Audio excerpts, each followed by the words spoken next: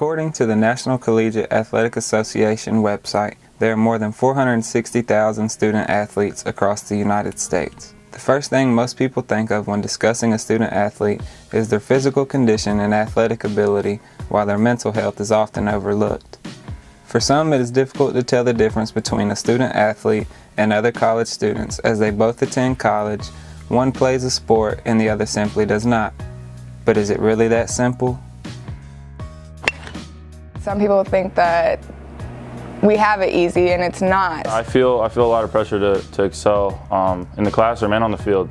My sport is just kind of how, it's just the way I'm gonna pay my parents back for everything they've done for me, so it just means that much to me. My name is Freddie Landers. I'm a redshirt junior, and I'm from a suburb just north of Chicago. Baseball to me means a lot of things. It means, it's something I've done since I can remember. That's the sport I've played, the thing I like to do the most. I don't know, everything. Everything I can put into words is what baseball means to me. It's my favorite thing in the world. My name is Drea LaSure, and I'm from Kansas City, Missouri. Softball has really been everything that my life has revolved around, and also basketball. I also played basketball and softball my freshman year of college, and then went to JUCO and gave that up and just stuck to softball. But it's really been the center of everything that my life has been about up to this point. Jalen Smith, I'm a junior, and I'm from a little town called Barnwell, South Carolina. Basketball pretty much means everything to me, because if it wasn't for my athletics, I wouldn't be here. It's my way of giving back to my parents for everything that they've done for me and sacrificed for me to this point. A large number of student athletes participate in college athletics and find it rewarding, while a growing number of student athletes are experiencing adjustment problems, emotional concerns, and psychological distress as a result of their participation. I spend a lot of time on baseball. We come out here around 2, we go to the weight room, and I consider that part of athletics. And then come out here at 3 to the field to start practice. Usually get done around 5:30. And then whatever extra time, me and a couple of guys, or me, myself, and my coach, come out here and work. So a lot of time, good portion of the day is spent on the baseball field. It's not too bad. I mean, I have 3 classes and then practice right after class, and then I have a class right after practice. And then we have 6 a.m. workouts, got to be up by like 5:30 a.m., get in the weight room by 5:50. Then a 4-hour practice in the afternoon, so pretty hectic. For basketball, I would give out about 15 out of 24 hours out the day is pretty much devoted for me to basketball every day, except Sunday. But yeah, I definitely feel like I put more into sports than the school. As college athletics have become a tradition among most college campuses, these student athletes are not only being asked to compete at high levels on the field, but in the classroom as well. Student athletes are often held to a higher standard, as it is quite difficult juggling both academics and athletics. My name is Javarish Taylor, and I'm from Savannah, Georgia. My main responsibility as a coach is basically to build character and discipline in the young athletes that I come across. Also to portray a great role model or father figure for some of the athletes. I guess you say that the biggest responsibility is just being there for the athletes.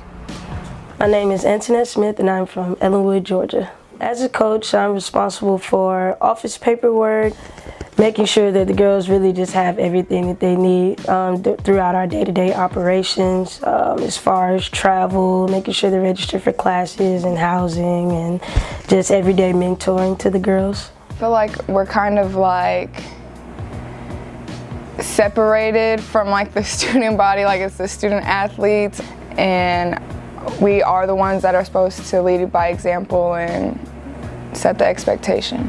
They hold us to a pretty high standard because they expect us to, be in every class and do all the assignments and have them in on time and everything like that. But also they can lighten up on us a little bit because they understand that we're traveling, especially when we're in season. That stuff gets tricky, and they expect a lot from us, but they let us by a couple times.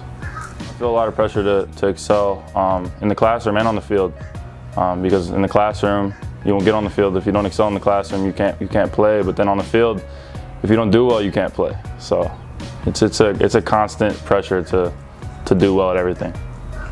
The pressure that they have on us to excel is actually a lot. It's really a lot. I feel like the standards that are put on us are pretty much higher than a regular student. My years of not only coaching but playing, we always use the phrase, not everyone can do this. And that refers to the special person we have to be to balance the two. So there is a lot of pressure, but the pressure is, I call it good pressure.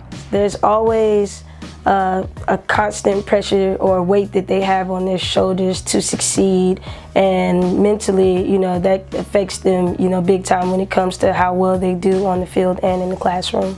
I think athletics affects the way you perform in the classroom, but I also think the way you perform in the classroom affects how you do on the field sometimes.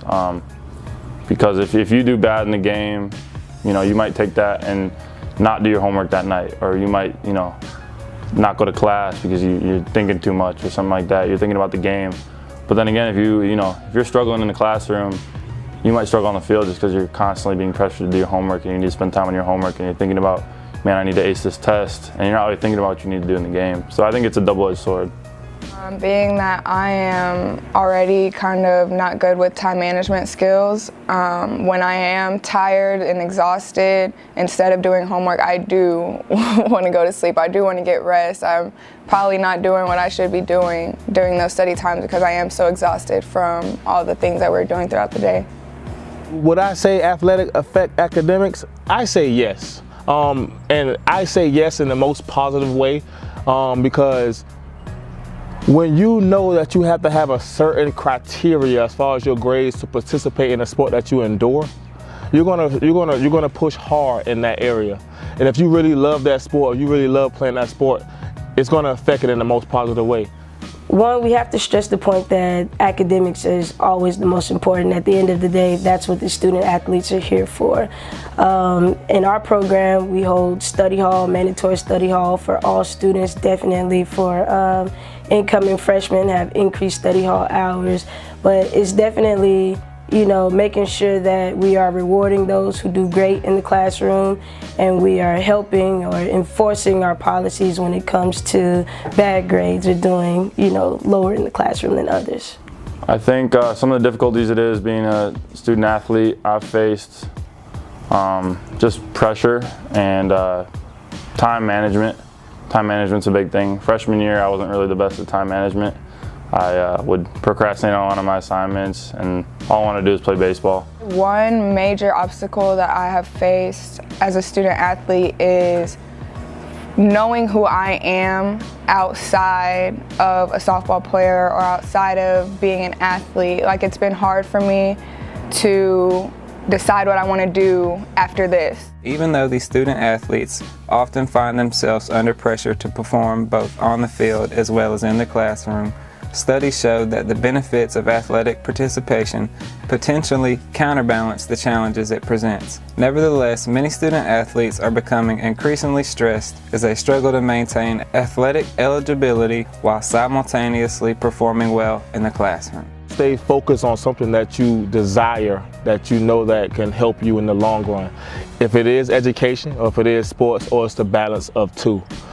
So if you could develop tunnel vision and stay focused and have that drive and desire to take you to another level, create that tunnel vision and stick to it. My advice to any future athlete or athlete would to be learn how to study and manage your time. If you have great study techniques and you can manage your time, both your personal and your business life, then you'll be successful as a student athlete.